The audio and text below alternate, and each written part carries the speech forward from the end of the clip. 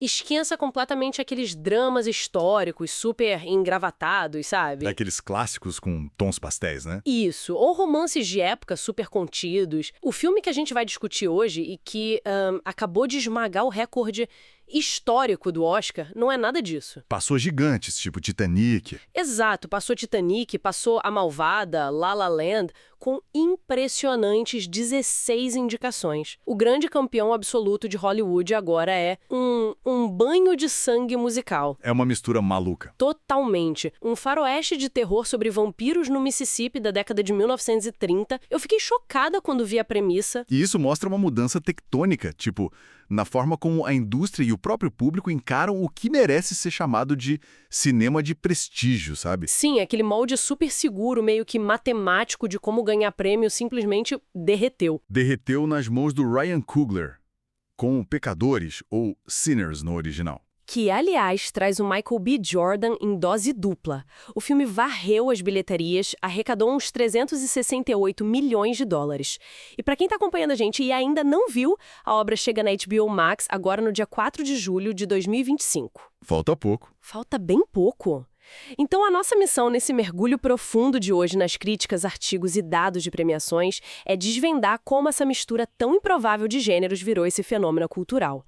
A gente vai explorar a trama, a genialidade musical e a metáfora brutal por trás de tudo. Que, inclusive, fez os estúdios repensarem as próprias regras. Com certeza. Certo, vamos desvendar isso. Beleza. Para entender o impacto dessa história, a gente tem que olhar para a fundação que o diretor constrói, muito antes de qualquer monstro aparecer. Porque o começo engana bem, né, cara? Engana muito. O filme é uma aula de como situar a audiência geograficamente e psicologicamente. A trama joga a gente direto em 1932, no delta do Mississippi, e olha, não é um cenário idealizado. Longe disso. É o auge da segregação racial, um período de depressão econômica forte e uma violência sistêmica asfixiante. E é nesse inferno que a gente acompanha os irmãos gêmeos Smoke e Stack, ambos vividos pelo Michael B. Jordan. As fontes que a gente levantou descrevem que eles estão voltando para o sul, depois de quase uma década em Chicago. E não voltam de mãos abanando. De jeito nenhum. Eles trazem um dinheiro que, segundo o roteiro, foi redistribuído do Al Capone. Roubado do Al Capone. Olha o nível da confusão. Pois é. Essa origem do dinheiro já estabelece, tipo, a moralidade de sobrevivência deles. São homens que operam fora da lei, porque a lei da época nunca ia proteger eles, entende? Claro. E o que eles fazem com esse dinheiro é o estopim de tudo. Eles compram uma serraria abandonada de um líder abertamente declarado da Ku Klux Klan local, um cara chamado Hogwood. O que já é uma tensão absurda. Total. E a intenção deles é transformar essa propriedade num juke joint, um bar de blues. O que é uma audácia? Construir um espaço de liberdade para a comunidade negra, comprando as terras da mão de um supremacista. Na década de 30, ainda por cima. É tipo tentar erguer um oásis no meio de um campo minado, sabe? Perfeita analogia. E a dinâmica de poder nisso, no sul de Jim Crow, é algo que os artigos históricos batem muito na tecla.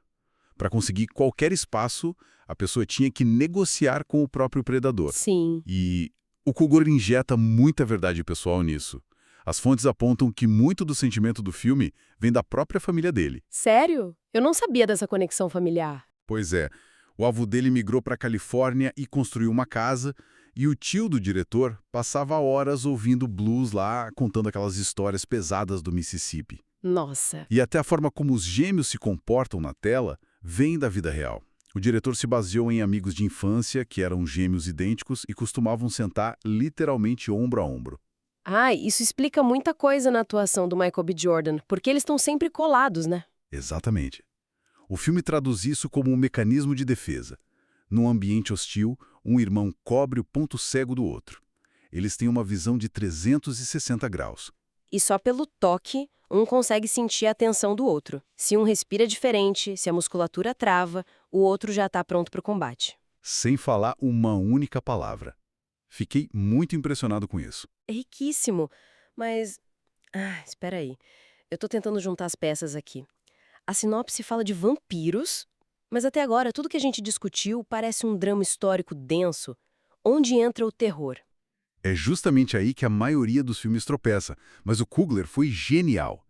Ele retarda muito o elemento fantástico. Na primeira hora do filme não tem monstro nenhum. Nadinha. Nada.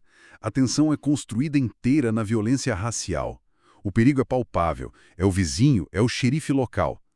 A genialidade é que isso criou uma âncora para quem está assistindo. O público já está aterrorizado antes do sol se pôr. Exato. Quando o terror sobrenatural finalmente quebra a porta, o impacto não é só um susto.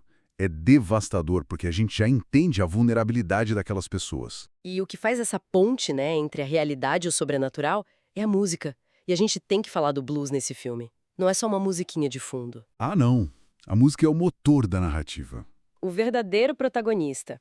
E isso se materializa no Sammy, o primo mais novo dos gêmeos, interpretado pelo Miles Catton. O garoto que tem um pai pastor, né? Isso.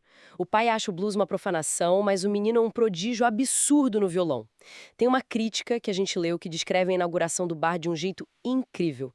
Diz que quando o Sammy toca, ele rompe a membrana do tempo. Essa frase é muito boa. Demais. É como se o violão fosse uma máquina do tempo disfarçada de madeira e cordas, juntando o passado, o presente e o futuro.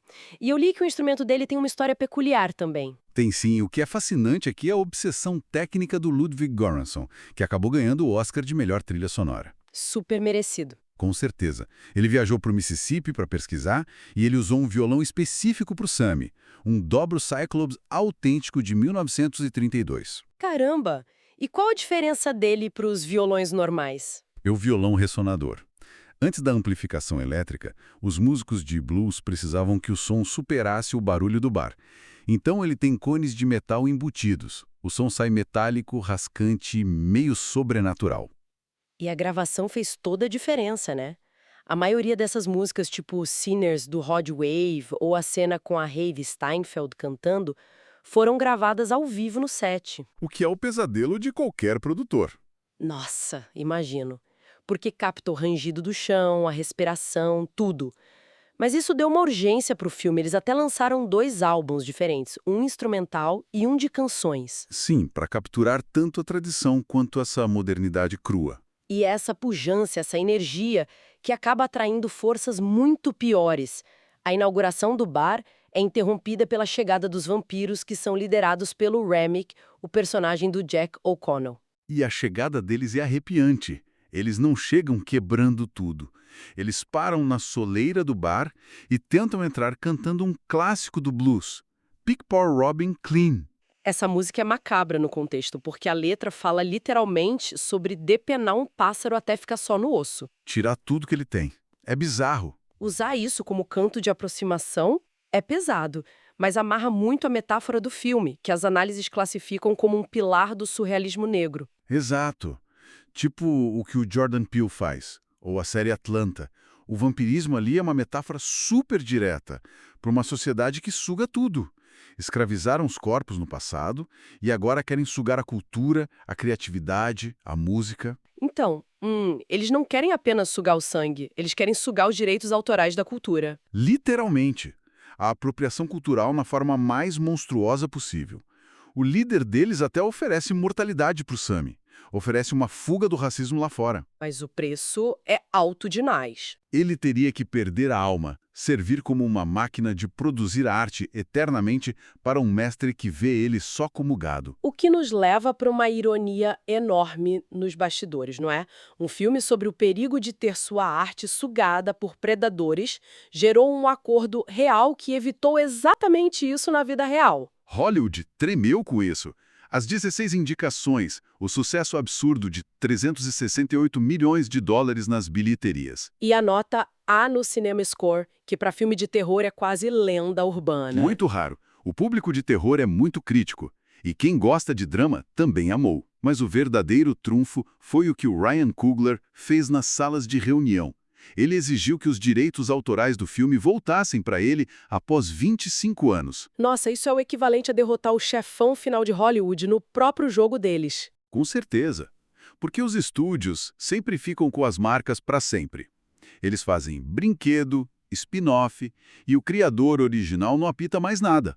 Mas o Coogler foi lá e colocou um prazo de validade nisso. Ele não deixou a Warner Bros. Virar um vampiro eterno da criação dele. Ele protegeu o próprio legado. Mostrou que a genialidade não estava só na direção, mas no modelo de negócios. E amarra certinho com a mensagem do filme. Começamos com uma premissa maluca de vampiros no Mississippi e terminamos com uma aula magistral sobre sobrevivência e sobre ser dono da própria história. E o filme encerra exatamente com essa reflexão, dando um salto de 60 anos no futuro. Ah, essa cena final é de explodir a cabeça. Estamos nos anos 90, o Sammy já é bem velhinho, cego, uma lenda viva do blues. E o vampiro, o Stack, aparece no camarim dele. Não envelheceu um dia sequer. E oferece a imortalidade de novo. Cheia de morte e dor, foi o melhor dia da vida dele. Porque foi um momento em que ele se sentiu verdadeiramente livre. Exato. Ele tocou livre. E isso deixa um pensamento muito provocativo para quem está nos ouvindo.